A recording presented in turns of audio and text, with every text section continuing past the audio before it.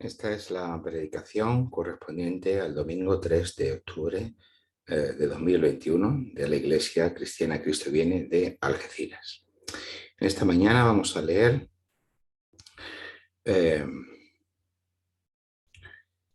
en un pasaje en el libro del Éxodo, capítulo 3, versículos 1 al 15, que dice lo siguiente.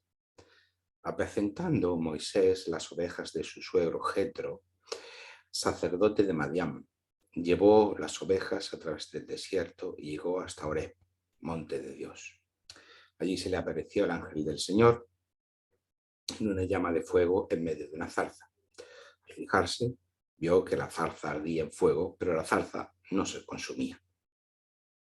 Entonces Moisés se dijo: iré ahora para contemplar esta gran visión, ¿por qué causa la zarza no se quema? Cuando el Señor vio que él iba a mirar, lo llamó de en medio de la zarza. Moisés, Moisés. Aquí estoy, respondió él. Dios le dijo: no te acerques, quita el calzado de tus pies, porque el lugar en que tú estás, tierra santa es. Y añadió: yo soy el Dios de tu padre, el Dios de Abraham, el Dios de Isaac y el Dios de Jacob. Entonces Moisés cubrió su rostro porque tuvo miedo de mirar a Dios. Dijo luego el Señor: bien he visto la aflicción de mi pueblo, que está en Egipto, y he oído su clamor a causa de sus opresores, pues he conocido sus angustias. Por eso he descendido para librarlos de manos de los egipcios y sacarlos de aquella tierra a una tierra buena y ancha, a una tierra que fluye leche y miel, a los lugares del cananeo, del eteo, del amorreo, del fereceo, del ebeo y del jebuseo. El clamor, pues, de los hijos de Israel ha llegado ante mí, y también he visto la opresión con que los egipcios los oprimen.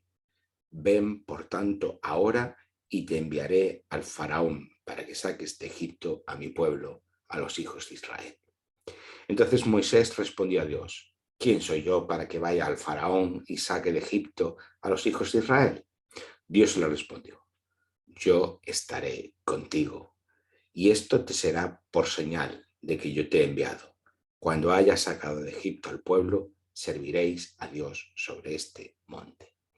Dijo Moisés a Dios: si vosotros a los hijos de Israel, si voy a los hijos de Israel les digo, el Señor, el Dios de vuestros padres me ha enviado, me preguntarán, ¿cuál es su nombre? Entonces, ¿qué les responderé? Respondió Dios a Moisés: yo soy el que soy. Y añadió: así dirás a los hijos de Israel, yo soy, me envió a vosotros. Además, dijo Dios a Moisés: así dirás a los hijos de Israel, el Señor, el Dios de vuestros padres, el Dios de Abraham, el Dios de Isaac y el Dios de Jacob, me ha enviado a vosotros. Este es mi nombre para siempre. Con él se me recordará por todos los siglos. Amén. Hasta aquí la lectura de hoy.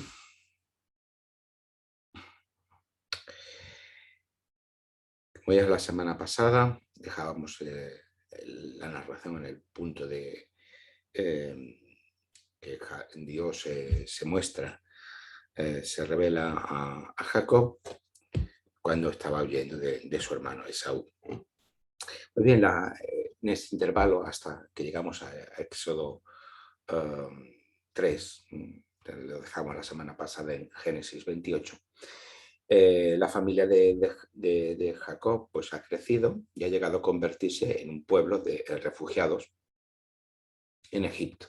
Venían huyendo de una situación de hambre, que vivían en Canaán y se habían refugiado en Egipto. De un tiempo de refugiados acabaron terminando como esclavos y siervos del rey egipcio. Vemos en el pasaje justamente anterior, en el capítulo anterior al capítulo 3, en Éxodo 2, versículos 23 y 25, dice: aconteció que después de muchos días murió el rey de Egipto. Los hijos de Israel, que gemían a causa de la esclavitud, clamaron. Y subió a Dios el clamor de ellos desde lo profundo de su esclavitud. Dios oyó el gemido de ellos y se acordó de su pacto con Abraham, Isaac y Jacob. Y miró Dios a los hijos de Israel y conoció su condición.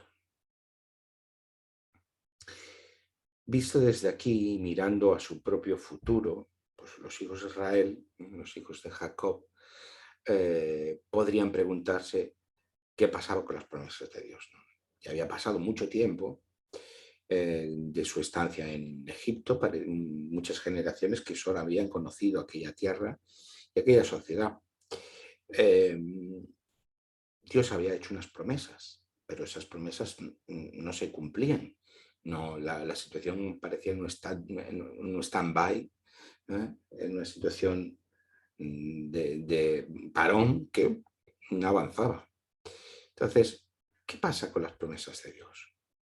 Dios había olvidado de cumplir sus promesas. Dios había olvidado de su pueblo. ¿Qué pasaría con ellos en Egipto? ¿Eso sería siempre así? ¿Algún día abandonaría Egipto para ir a dónde? Estas preguntas podrían acompañarse de otras más genéricas, pero no por ello menos dolorosas, ¿no? Para su propio pueblo de Israel, pero en general, en términos generales también para la humanidad toda. ¿Qué pasa con las injusticias del mundo? ¿Dios se acuerda de aquellos que sufren? ¿El mundo está condenado a una serie interminable de opresores y oprimidos? En definitiva, estas preguntas nos llevan a preguntarnos a su vez en qué Dios creemos. ¿Cuál es el Dios en que creemos? ¿Nos revelará Dios quién es Él? ¿Su verdadero propósito? En este pasaje de hoy, Moisés experimenta la presencia de Dios por primera vez. Moisés ya no era un niño, mucho menos. Estaba muy avanzado en su vida, cuando precisamente Dios le habla por primera vez. Moisés es el paradigma. En el Antiguo Testamento, en la Biblia hebrea, paradigma del gran profeta. El paradigma de aquel que ha dado la ley al pueblo. Moisés y ley, muchas veces se habla de ley mosaica en relación a que esa ley está tan relacionada, unida a la figura de Moisés. El propio Deuteronomio, cuando se cierra el libro y en la configuración canónica el libro de Deuteronomio es el último de los 5 libros del Pentateuco o de la Torá, de la ley como tal, del núcleo de la ley. Termina con estas palabras, ¿no? Versículos 10 al 12 del capítulo 34 del libro de Deuteronomio, para que entendamos la dimensión de Moisés, ¿no? Por eso el Evangelio de Mateo, cuando nos está presentando a Jesús, nos está presentando un nuevo Moisés, ¿no? Dice, versículos 10 al 12 del capítulo 34, nunca más se levantó un profeta en Israel como Moisés, a quien el Señor conoció cara a cara. Una relación de cercanía personal, sin mediaciones. Nadie como él, como Moisés, por todas las señales y prodigios que el Señor le envió a hacer en tierra de Egipto, contra el faraón y todos sus siervos, y contra toda su tierra, y por el gran poder y los hechos grandiosos y terribles que Moisés hizo a la vista de todo Israel. Así termina este libro de Deuteronomio con este cierre sobre Moisés, diciendo eso, ¿no? Nunca más se levantó un profeta en Israel como Moisés. Por lo tanto, la figura de Moisés es clave en todo el Antiguo Testamento, en la Biblia hebrea y también, por supuesto, en el conjunto de la Escritura. De momento, nos encontramos al comienzo de la vocación y del llamamiento de Moisés. que está experimentando esa revelación de Dios. Pero ¿quién es este Dios que se revela a Moisés? Vamos a verlo. Moisés pregunta a Dios por su nombre y la respuesta es un tanto ambigua, que es lo que hemos leído en los versículos 13 y 14. Y dijo Moisés a Dios: si voy a los hijos de Israel y les digo, el Señor, el Dios de vuestros padres, me ha enviado a vosotros, me preguntarán, ¿cuál es su nombre? Entonces, ¿qué les responderé? Respondió Dios a Moisés: yo soy el que soy. Esta respuesta es tan sugerente, yo soy el que soy, como ambigua. ¿Qué significa? ¿Qué significado tiene esta expresión? Por supuesto, podéis imaginar, ha estado sujeto a diferentes interpretaciones, se ha escrito, debatido mucho sobre este tema y, bueno, pues siempre, como en muchos de estos temas, pues quedan las cuestiones más o menos abiertas. No entraremos aquí en detalles filológicos, ni teológicos, ni filosóficos acerca de esta expresión, pero solo diremos que el conocer el nombre en aquella cultura equivalía a conocer profundamente a la persona. ¿Por qué, la pregunta sobre el nombre? Porque equivale a dar credenciales de quién está enviando Moisés, de quién es este Dios que está revelándose. Que valdría a preguntarnos, ¿tú quién eres? ¿Cuál es tu nombre? El nombre, aquella cultura, nos decía quién era aquella persona, no solamente en un sentido como hoy podemos entenderlo, pues de identificación, sino lo relacionaba con el clan o la familia de procedencia, ¿vale? Que muchas veces los nombres vienen identificados como hijo de, porque no tenemos apellidos y no tenemos relación de familia, parentesco, clan, tribu, o si estaba relacionado con algún evento, algún acontecimiento especial, con alguna profesión. Muchos nombres en Israel están relacionados con Dios de alguna manera. Por todo ello también es frecuente el cambio de nombre, ya que representa un cambio de la persona en la persona, ¿no? Cuando la persona ha experimentado como un proceso de vocación, de llamado por parte de Dios, sufre una transformación en su vida, sufre un cambio y por lo tanto normalmente Dios cambia el nombre a la persona, ¿no? Como una manera de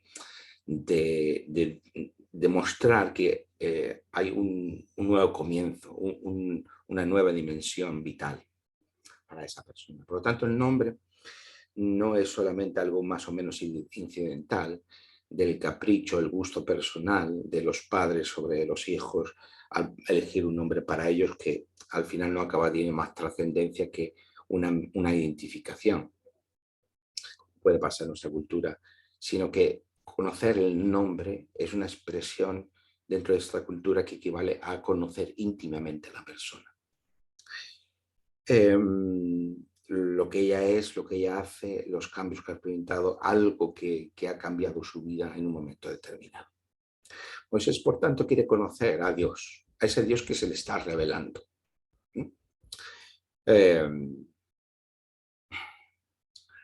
¿Quién es este Dios? La respuesta es la que hemos leído. Yo soy el que soy. Y esta os parece una respuesta un tanto, podríamos considerar, abstracta, o simplemente se está aludiendo a la pregunta con una respuesta ambigua. Bueno, pues no me preguntes mi nombre, yo soy el que soy y ya está. Es una manera también que podría entenderse que en el hecho de conocer el nombre de Dios hay una forma de dominación sobre Dios, y al decir Dios, yo soy el que soy, es una manera de evitar, ¿no? De eludir, de demostrar, en cierto modo, enfatizar en cierto modo la soberanía de Dios, que no puede ser instrumentalizado de ninguna manera por el ser humano, ni tan siquiera conociendo su nombre. También puede entenderse de otra manera. Y es que el nombre de Dios, que ya pues en todos los exégetas hay un consenso que está formado por 4 consonantes y que más o menos podría tener originalmente una traducción, una pronunciación como Yahvé o algo similar, Yahweh o Yahvé, algo así. Por su raíz, está relacionado este nombre con el verbo ser o existir, ¿no? Que en hebreo tiene esta doble connotación. Sin embargo, hay una cosa muy interesante, que es que en la raíz hebrea nos está transmitiendo una acción dinámica que podría equivaler a ser para o ser con. Mientras que en el griego, es decir, mientras en el hebreo tenemos una acción dinámica, una relacionalidad, es lo que nos está transmitiendo. Mientras que en el griego está más relacionado con una sustancia estática. Quien sepa un poquito de filosofía griega, pues sabe exactamente a qué me estoy refiriendo. Significativamente, son 2 caminos distintos para comprender quién es Dios, y por eso muchas veces la teología cristiana, que siempre ha ido en la antigüedad, fue de la iglesia antigua de la mano de la filosofía griega, y que después siempre ha ido y sigue yendo de la mano siempre de diferentes marcos filosóficos.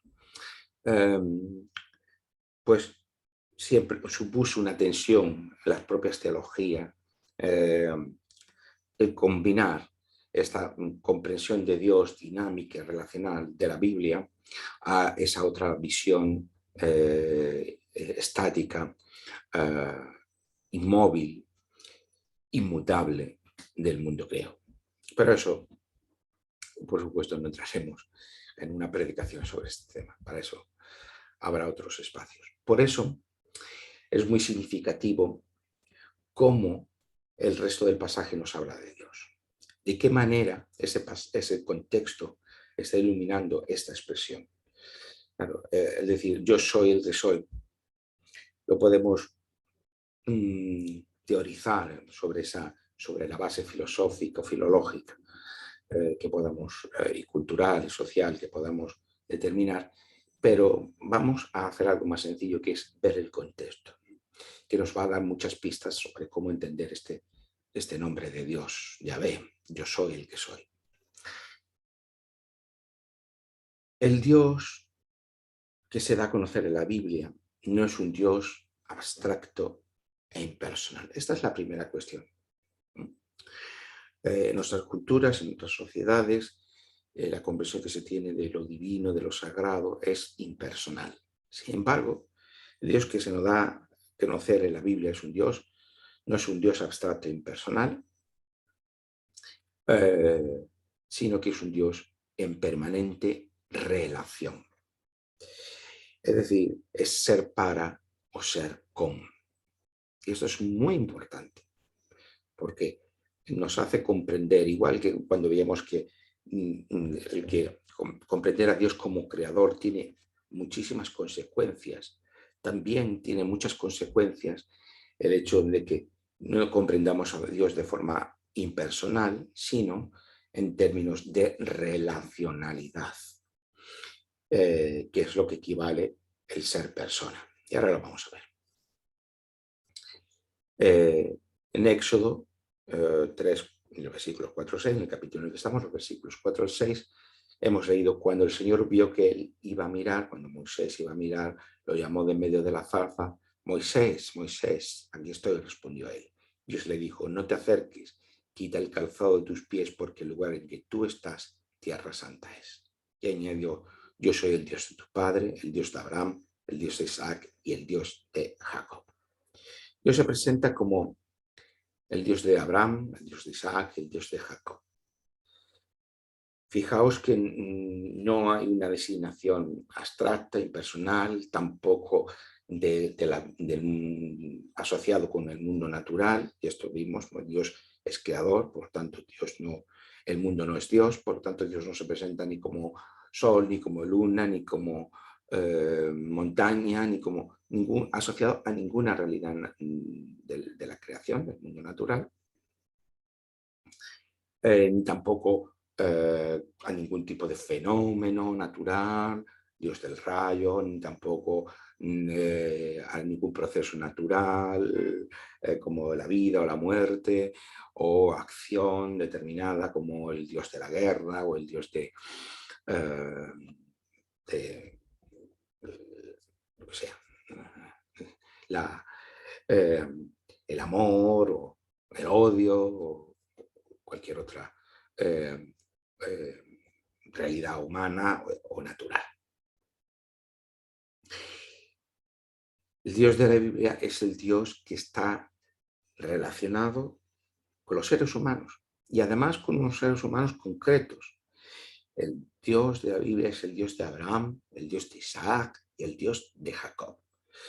El Dios que se ha limitado, autolimitado a entablar un pacto, una relacionalidad con seres humanos concretos de carne y hueso.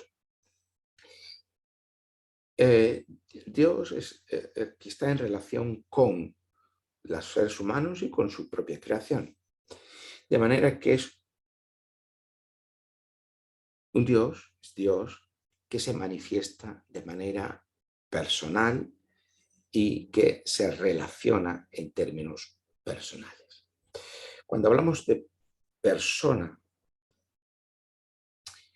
significa esta condición de ser con.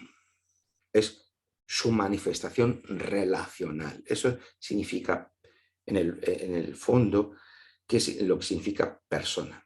No significa personalidad individual. Cuando hablamos que Dios es una persona, no hablamos de que es una personalidad individual, como un sujeto individual, ni mucho menos pues, un sujeto individual abstraído de todo, cerrado sobre sí mismo, ¿no? Tan típico del individualismo moderno. No es esto. No tenemos que pensar, cuando pensamos en Dios como persona, no tenemos que pensar en ese concepto de personalidad individual, sino lo personal en Dios es que quiere definir esa condición de Dios de ser con, de estar en relación a o con, o para, que también lo vamos a ver. Este Dios que se relaciona con seres humanos concretos es persona, es personal. Por eso es el Dios de una familia, la familia de Abraham. Tiene esta cercanía, esta familiaridad, si me lo permitís. Como he dicho antes, no es un Dios de la naturaleza, ni de un lugar, ni de una acción, ni de un fenómeno, ni de una emoción, sino el Dios de una familia. Esa familia que está llamada, que está elegida, que está vocacionada para cumplir con una misión. Pero además tenemos, por tanto, que un aspecto de este yo soy el que soy es su relacionalidad, sería una característica, una dimensión de este Dios que se manifiesta como yo soy el que soy. Pero además, el Dios de Abraham, el Dios de Jacob, el Dios de Abraham, el Dios de Isaac o el Dios de Jacob es el Dios de la promesa. Porque Abraham, Isaac y Jacob son los portadores y los depositarios de la promesa de Dios. Como veíamos la semana pasada y las semanas anteriores, Dios está dando una promesa, tanto a Abraham, después ratificada a Isaac y después a Jacob. Esa promesa renovada que veíamos la semana pasada por Dios a Jacob, que decía en Génesis 28:15, Dios le dice a Jacob, no te abandonaré hasta que haya cumplido lo que te he prometido. Y es ser depositario de la promesa, como decíamos la semana pasada, no es porque Jacob se lo mereciera, ni porque hubiera hecho nada para merecerlo. Todo lo contrario, Jacob no lo merecía y había hecho cosas para que se ameritaban para no recibirlo. Pero lo que importa no es lo que los seres humanos merezcan, sino lo que importa es la voluntad de Dios de ser fiel a su promesa, de ser fiel a la palabra dada. Porque un Dios dinámico, como es el Dios de la Biblia, es un Dios que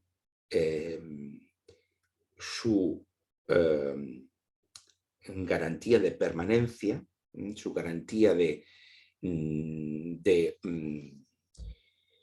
que no, de ser alguien que se puede confiar porque no esté en manos de la arbitrariedad, es decir, que un día diga una cosa, mañana diga otra y pueda cambiar arbitrariamente su voluntad, no es que sea inmutable en el sentido de inmóvil, que no cambia, porque entonces no podría tener una relacionalidad con su creación ni con los seres humanos, ni se podría manifestar de manera personal, sino lo que hace, que garantiza que Dios sea, vamos a decir,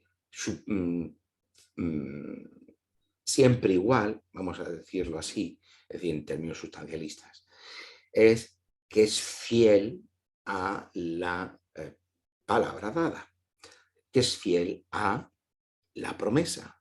¿Por qué fiel a la palabra dada?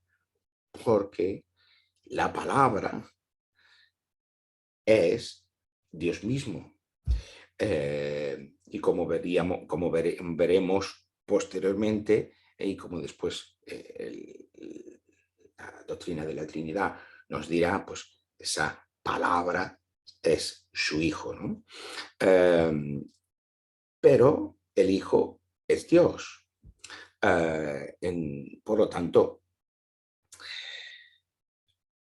no quiero meterme en la complejidad de la doctrina trinitaria en este momento. Lo que quiero decir es que Dios es fiel a la palabra dada porque la palabra es el mismo. Entonces, esto lo que nos da siempre la garantía de que en esa fidelidad de Dios, Dios cumple lo que ha prometido y siempre vamos a tener una progresión y un cumplimiento de sus propios planes. No es un Dios abandonado a la arbitrariedad y al cambio por el cambio. Esto es lo que quería decir. Sobre el tema de la Trinidad, pues no podemos, como puede comprender, tratarlo en este momento y cualquier cosa que haya dicho en este momento se queda necesariamente insatisfactorio y muchos requerirían o preguntarían muchas cosas, pero ahora no es momento para eso. Bien, por lo tanto, Dios es un Dios relacional y es un Dios, por tanto, personal, que se relaciona con los seres humanos, pero además es fiel a la promesa dada, de manera que se compromete a llevar a su cumplimiento dicha promesa. Pero por ello mismo, este Dios, es ser con Abraham, Isaac y Jacob, es también un ser para, como hemos dicho anteriormente. Tal y como leemos en Éxodo capítulo 3, versículos 7 al 10, que hemos leído, dice: dijo luego el Señor, bien he visto la aflicción de mi pueblo, que está en Egipto, y he oído su clamor a causa de sus opresores, pues he conocido sus angustias. Por eso he descendido para librarlos de manos de los egipcios y sacarlos de aquella tierra a una tierra buena y ancha, a una tierra que fluye leche y miel. El clamor, pues, de los hijos de Israel ha llegado ante mí. Y también he visto la opresión con que los egipcios los oprimen. Ven, por tanto, ahora y te enviaré al faraón para que saques de Egipto, mi pueblo, a los hijos de Israel. Por tanto, este yo soy el que soy es un Dios con, relacional y fiel a la promesa dada para llevarla a su cumplimiento, pero también es un Dios, es ser para. Pues no es solo ser con la familia de Abraham, sino que es ser para la salvación de aquella familia convertida ahora en un pueblo de esclavos y de refugiados. Y esto lo vemos repetido una y otra vez en la Biblia. La salvación que Dios trae no es una salvación abstracta, es una salvación que también está encarnada. Veis que este Dios que está revelándose a Moisés está siendo sensible, diríamos, a la situación de opresión por la que está pasando su propio pueblo. Por lo tanto, Dios no es indiferente a la realidad humana.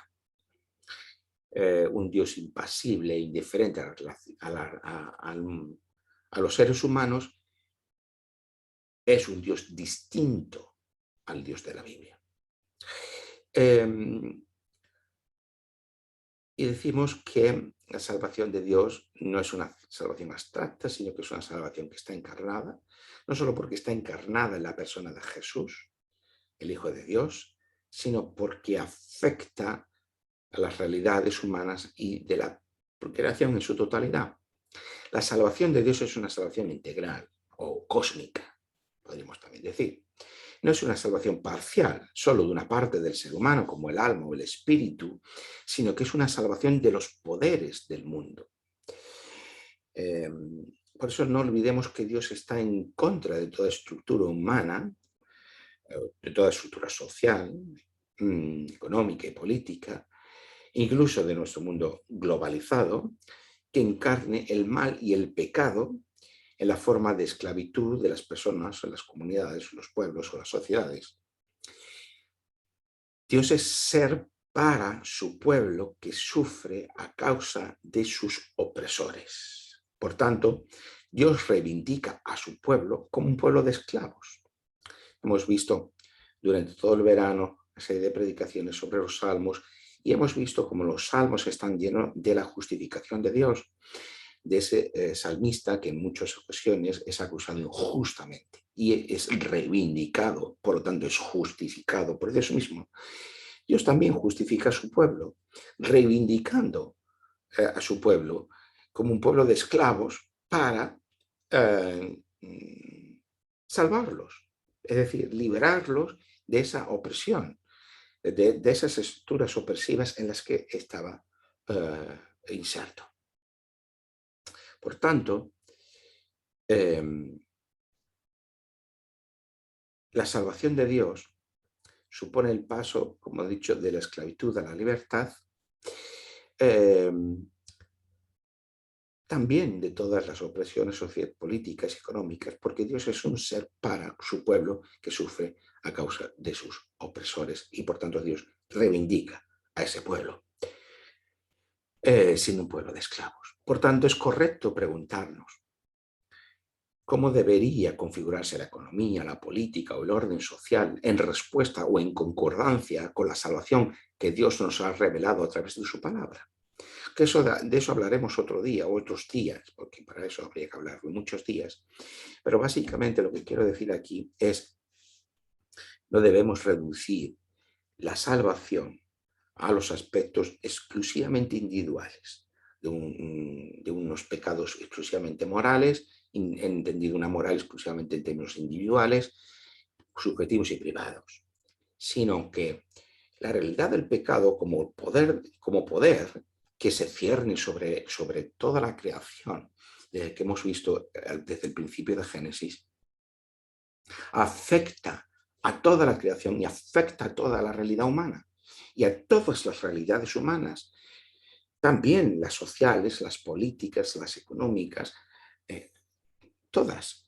Y por tanto, también igual que nos preguntamos por cuáles son los patrones de comportamiento y de pensamiento que son correctos o adecuados o en consonancia con el Dios que se nos está revelando en las Escrituras, también deberíamos hacer lo mismo respecto a los patrones de pensamiento y de comportamiento que deberían sustentar las estructuras sociales, políticas y económicas de nuestro mundo.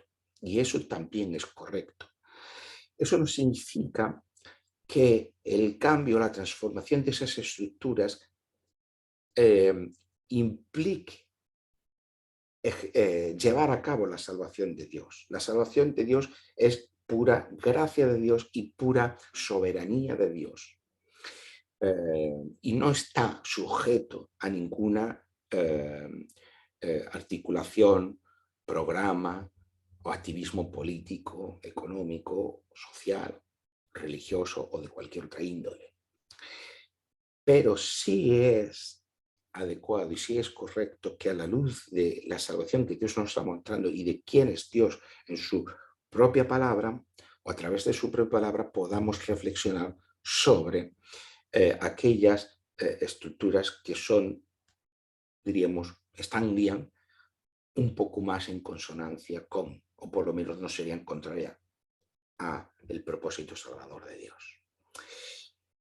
Muy bien, cuando la gente se pregunta o nos pregunta, ¿dónde está Dios cuando la gente sufre injustamente?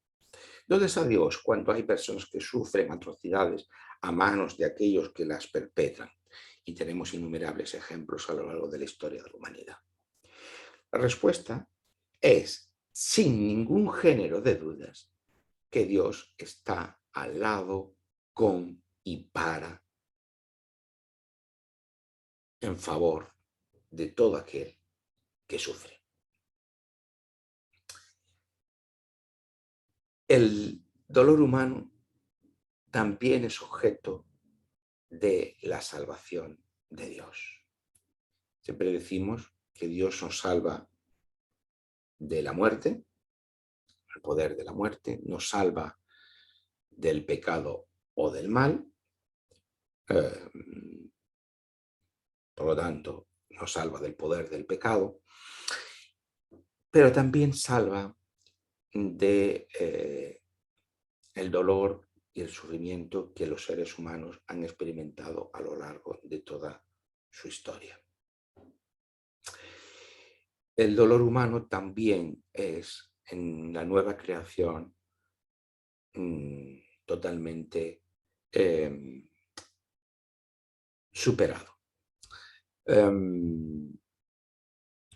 Incluso hay una imagen en el Apocalipsis de Dios en este plano relacional, personal, de ser con y se para, casi maternal, en el que Dios está secando las lágrimas de aquellos que sufren.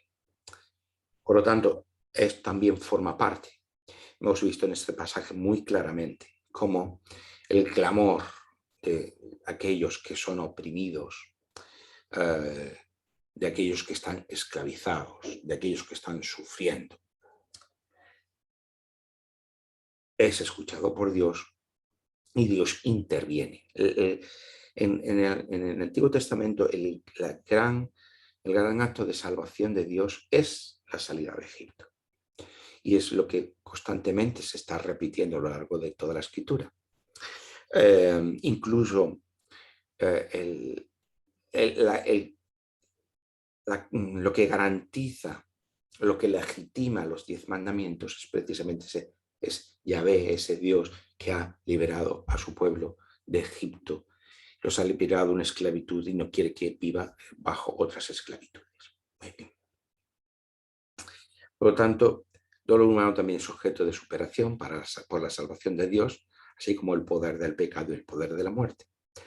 Como siempre digo y enseñamos aquí, solo podemos tener una perspectiva lo suficientemente amplia de la salvación de Dios cuando tenemos una perspectiva de lectura lo suficientemente amplia de la propia Biblia.